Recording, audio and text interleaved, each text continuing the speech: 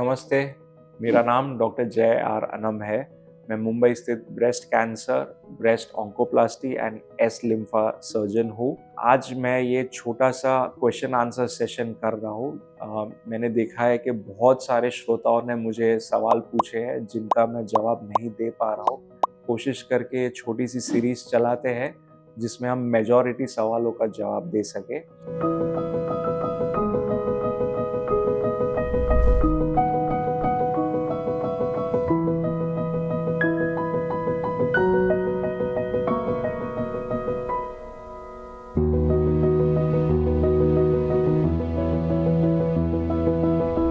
तो मुझे नेक्स्ट सवाल पूछा है दीप्ति जी ने। वो लिखती है, रिकंस्ट्रक्शन के सेकेंड स्टेज यानी निप्पल एरियोला बनाते वक्त टाटू या स्किन ग्राफ्ट दोनों में से बेस्ट ऑप्शन कौन सा है सर? तो it's a very smart question. Tattoo रहता है वो दूर से अच्छा दिखता है, मतलब जब आप अपने आप को आईने में देखते हैं करते हैं, it looks really very good. And tattoo बनाना भी बहुत ही आसान है। इसके लिए आपको कोई मेजर सर्जरी नहीं करवानी पड़ती है, वर्सेस जो दूसरा मेथड है स्किन ग्राफ्टिंग। ये भी बहुत ही अच्छी मेथड है, जिसका रिजल्ट भी काफ़ी अच्छा आता है। इसमें एक्चुअली फिजिकली भी वो निप्पल एरियोला जैसा दिखता है, करता है। But to tell you frankly, दोनों मेथड में वो निप्पल और एरियोला के सेंसेशन कभी नहीं आते। तो द बेस्ट थिंग इज कि आप जो प्लास्टिक सर्जन के पास जाते हैं उनका ओपिनियन लीजिए कि वो क्या सजेस्ट करते हैं कि आपके केस में क्या बेहतर रहेगा। that's a easier way out, what they prefer, what their expertise is, and you should definitely go for nipple and areola reconstruction also, जो वो सर्जरी के बाद जो सेल्फ कॉन्फिडेंस जो लेडीज में आता है, that's ट्रेमेंडस।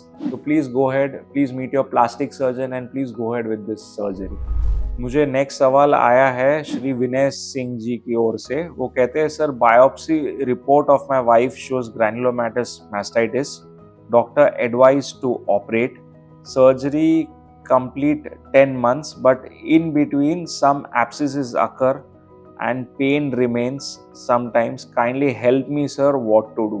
Vinay Singh ji, thanks a lot for writing to me.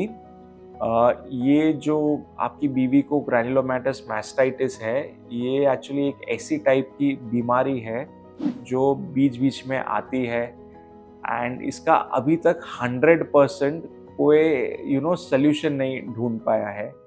इसमें various different lines of treatment रहते हैं।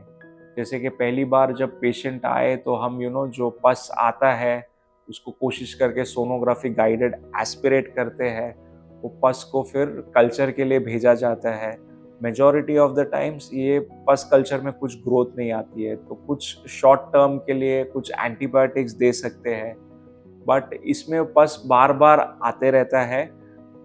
तो इसके लिए मैं क्या करता हूँ, मैं मेरे पेशेंट को हर 2-2 हफ्ते पे फॉलोअप पे बुलाता हूँ, जहाँ पे मेरे रेडियोलॉजिस्ट यूएसजी गाइडेड वो पस एस्पिरेट करते हैं ताकि वो एब्सिस बन के बाहर ना आ जाए। वो जैसा कि आपने बोला कि बाहर आ रहा है, वो स्किन खराब ना हो जाए। और जो है ना, ये जो टाइप की बीमारी है वो स्टेरॉइड्स को रिस्पॉन्ड करती है, बट हम जब मुंह से स्टेरॉइड्स खिलाते हैं, मतलब ओरल स्टेरॉइड्स देते हैं, तो उसके अपने साइड इफेक्ट्स होते हैं। इसलिए हम आजकल इंट्रालीजनल जब पस एस्पिरेट करते हैं उसी समय छोटी मात्रा में स्टेरॉइड्स देते हैं। इससे भी कुछ हद तक इम्प्रूवमेंट होता है। जब इससे भी इम्प्रूवमेंट नहीं होता है तो ओरल मेडिकेशन जैसे कि मीथोट्रेक्सेट या कुछ देना पड़ता है। So, without examining your wife, I am in no position to tell that, how can she be helped. But I think you should meet a specialist breast surgeon who has dealt with such cases, and maybe he'll be able to guide you better. आपको और भी कुछ doubt या questions है तो नीचे दिए गए कमेंट सेक्शन में प्लीज़ लिखिए। मैं या मेरी टीम आपको संपर्क ज़रूर करेंगे। Thank you.